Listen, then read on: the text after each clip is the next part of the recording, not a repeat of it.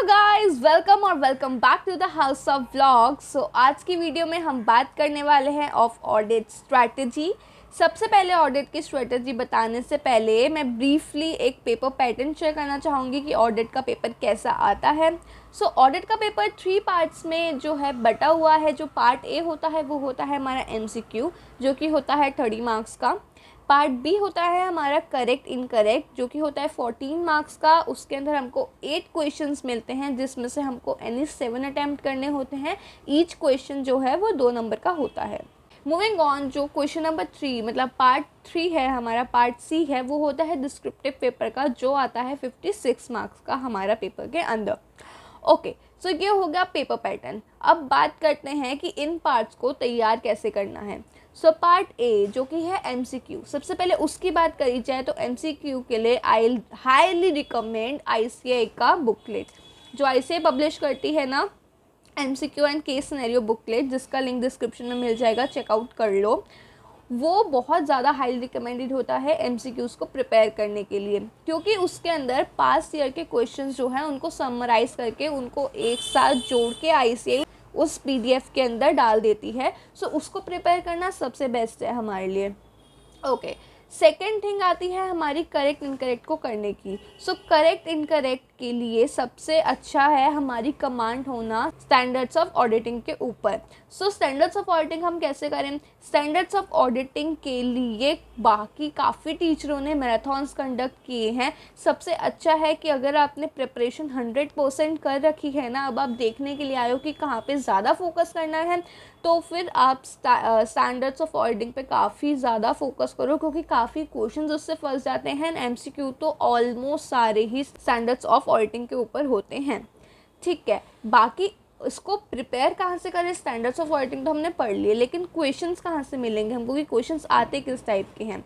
जो हमारी मॉड्यूल है उसके चैप्टर के पीछे जो क्वेश्चंस दिए हुए हैं करेक्ट इनकरेक्ट के, अगर हम उनको सॉल्व कर ले तो वेल एंड गुड, हमारी प्रैक्टिस हो जाएगी इससे करेक्ट इनकरेक्ट की। Third thing and the main thing कि डिस्क्रिप्टिव की तैयारी कैसे करें। अब जो डिस्क्रिप्टिव है उसके लिए I will suggest you the blueprint, क्योंकि ऑफ कोर्स MCQ क्वेश्चन सबको पता नहीं लगते हैं, तो उसका कोई ब्लूप्रिंट हो नहीं सकता। करेक्ट इनकरेक्ट हर बार हर चैप्टर से अलग अलग आते हैं, तो वो अनप्रिडिक्टेबल होता है। पर जो चीज़ थोड़ी बहुत प्रिडिक्ट हो सकती है वो है डिस्क्रिप्टिव क्वेश्चंस के अंदर। सो पहले अगर हम एक थोड़ा चालू दिमाग से देखें तो फिर हमारे पास 3 और 4 नंबर के क्वेश्चंस आते हैं डिस्क्रिप्टिव टाइप पेपर के डिस्क्रिप्टिव टाइप पार्ट के अंदर। ओके, क्वेश्चन नंबर 2 से लेके क्वेश्चन नंबर 6 तक हमको 5 में से कोई भी 4 क्वेश्चन सॉल्व करने होते हैं। उन 4 में भी 4 पार्ट होते हैं, जिसके अंदर 3 और 4 नंबर के क्वेश्चंस हमारे पास आते हैं। सो बेयर मिनिमम अगर हम देखें कि अगर हम उसमें 5 पॉइंट्स भी लिख दें तो हम अच्छा खासा स्कोर कर सकते हैं।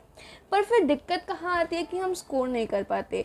दिक्कत ये आती है कि ICAI हमको चेक करता है ऑन लैंग्वेज। ICAI को चाहिए बुकिश लैंग्वेज, हम लिखते हैं हमारी लेमन लैंग्वेज। दिक्कत यहाँ आती है, हमारे मार्क्स इसमें कटते हैं। सो मेन थिंग जो हम डिस्क्रिप्टिव के लिए कर सकते हैं वो है smart study.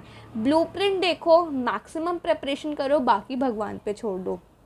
So for blueprint एक कपिल सर हैं, कपिल गोयल सर, आप सब भी उनको जानते ही होंगे।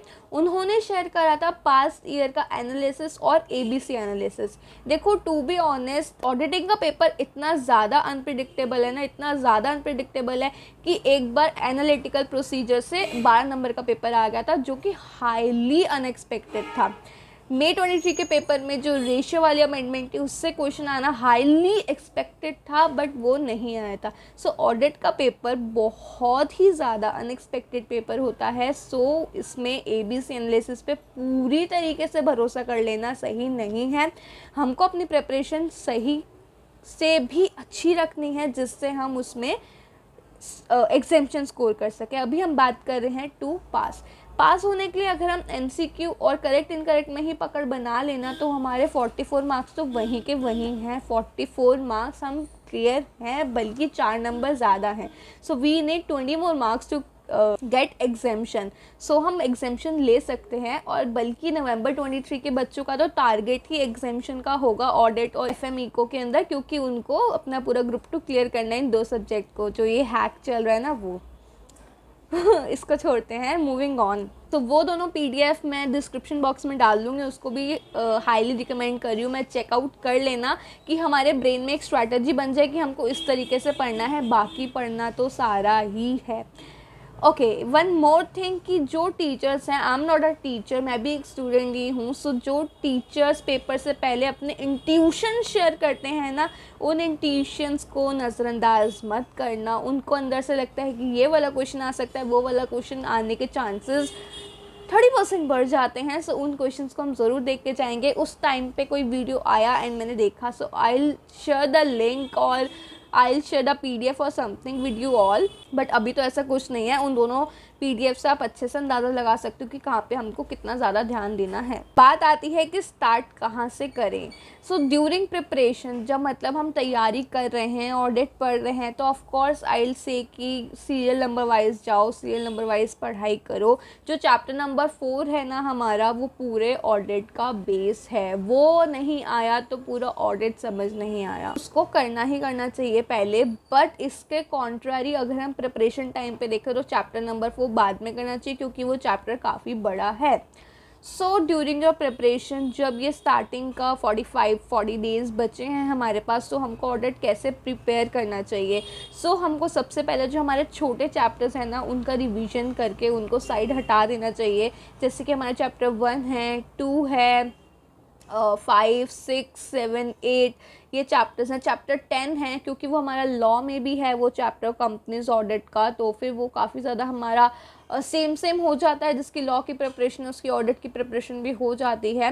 बट ऑडिट में चेक अच्छे से किया जाता है। लॉ में हमको स्ट्रेट फॉरवर्ड क्वेश्चन मिलेगा, तो ऑडिट में थोड़ा सा घुमा के मिल सकता है। सो हमको कंपनी ऑडिट को हल्के में नहीं लेना है। इसके अंदर सबसे इम्पॉर्टेंट कारो हमको अच्छे से करना ही करना है कारो तो।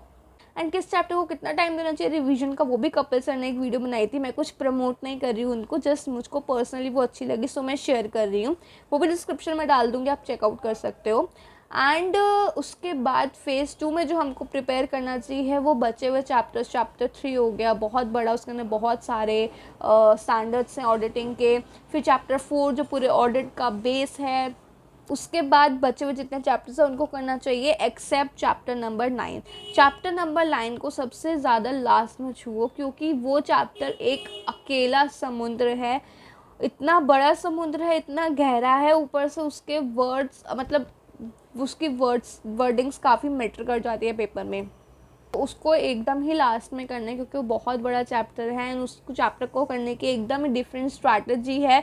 उस स्ट्रैटेजी से उस चैप्टर को करना है, नहीं तो उस चैप्टर के अंदर आप जाके खो जाओगे। मैं भी खो गई थी, बहुत ज़्यादा ब्लंडर मच जाता है उस चैप्टर में। मत घुसना, कतई मत घुसना, वो दलदल है। उसके बाद एसेस, मतलब चैप्टर 9 से पहले मैं कहूँगी अपने एसेस पे कमांड अच्छी कर लो। सारे एसेस को, वैसे तो काफ़ी चैप्टर्स, काफ़ी स्टैंडर्ड्स हमारे चैप्टर के अंदर ही इंक्लूड हो जाते हैं, लेकिन जो कुछ एडिशनल स्टैंडर्ड्स हैं उनको भी अच्छे से कवर कर लेना, उनको मत छोड़ना, क्योंकि स्टैंडर्ड से काफ़ी ज़्यादा हमारा पेपर जो है कवर किया जाता है। एंड जो May 24 का कोर्स है उसके अंदर तो काफ़ी ज़्यादा जो इन्फ्लुएंस किया गया है वो स्टैंडर्ड्स के ऊपर ही किया गया है।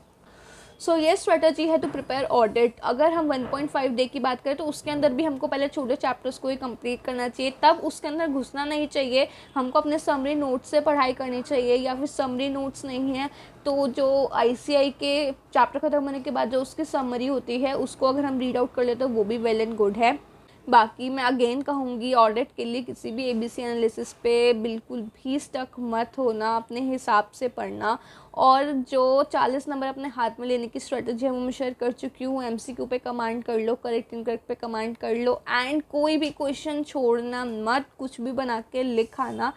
लिटरली कभी भी हो सकता है कि हम गलती से ही, हमारा कभी जो है ना सिक्स्थ सेंस काम कर रहा है, या फिर गलती से भी हमारे दिमाग ने कहीं सही जगह पे जाकर टच करके आंसर लिख दिया ना, तो हो सकता है तुमको 3 में से 1-1.5 नंबर मिल जाए। तो उस टाइम पे जब तुम्हारा पास होना मुश्किल हो रहा है ना, तो वो आधा नंबर बहुत ज़्यादा मायने रखता है। क्योंकि ICI 1 नंबर में भी फेल कर देगा ना, उसको रत्ती भर बुरा नहीं लगेगा, क्योंकि उसके पास बहुत सारे CA हैं और वो नहीं चाहती भीड़ बढ़ाना। उसको चाहिए एक पोटेंशियल स्टूडेंट, पोटेंशियल बच्चा जो CA बने, तो इससे लिए वो फेल करने में बिल्कुल भी पीछे नहीं रहेगी। सो हमको अपने स्मार्टनेस से ये एग्ज़ाम क्लियर करना है और क्लियर करना है। 40 मार्क्स गेन करने के बाद, जैसे कि मैंने लॉ में कहा था, अगर आप स्टार्टिंग के 1-1.5 घंटे में 40 मार्क्स अपने हाथ में कर लेते हो ना, करेक्ट इनकरेक्ट और एमसीक्यू के सहारे, उसके बाद पेपर बहुत स्मूथली निकलेगा, कोई टेंशन नहीं होगी, दिमाग अच्छे से चलेगा। क्योंकि होता है ना हमारे साथ, पेपर में पूरी बुक खुल जाती है, पेज नंबर खुल जाता है, बस वो लाइन नहीं दिख रही होती जो हमको लिखनी होती है। सो ये चीज़ उस टाइम नहीं होगी, क्योंकि हमारे दिमाग में है, देख हम पेपर तो क्लियर कर ही चुके हैं, अब बस हम एग्जामिनेशन के ऊपर वर्क कर रहे हैं। सो वो हरी में गलतियाँ नहीं होगी।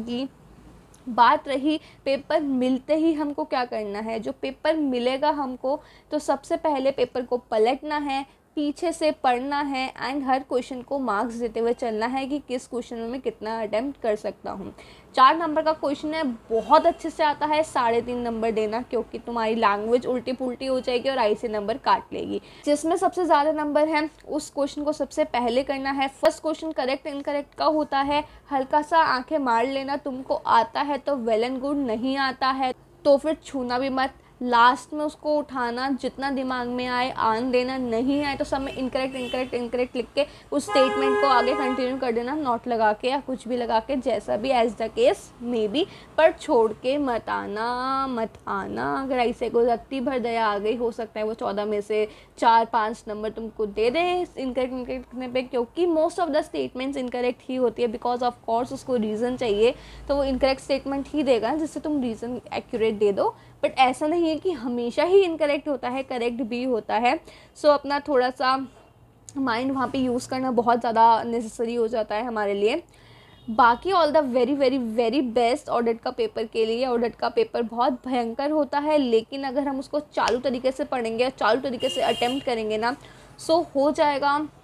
I wish you all the best. बाकी मेरे को कोई भी चीज़ की रिक्वायरमेंट हो, आप लोगों को कोई भी वीडियो मुझसे चाहिए हो, लेटर और सूनर मैं उसको डाल दूँगी। सो मेरे को कमेंट बॉक्स में बताते रहो कि कौन सा टॉपिक पे वीडियो चाहिए। जिन जिन ने कमेंट किया है, मेरी चेकलिस्ट में वो सारे टॉपिक्स हैं, मैं जल्दी ही उन पे वीडियो लेकर आऊँगी। तब तक के लिए मेरे को कमेंट में बताओ कि क्या ये वीडियो हेल्पफुल रही या नहीं रही तो थैंक यू सो मच, और नहीं रही तो I will improve. Just let me know in the comment box. बाकी thank you so much for watching, stay connected, stay tuned, and at last thank you very much. हम 1K family हो चुके हैं, अभी बहुत आगे तक जर्नी तय करनी है। So stay tuned, stay connected, and bye bye, lots of love, and subscribe to the house of vlog, give it a like and share with your friends. Bye bye.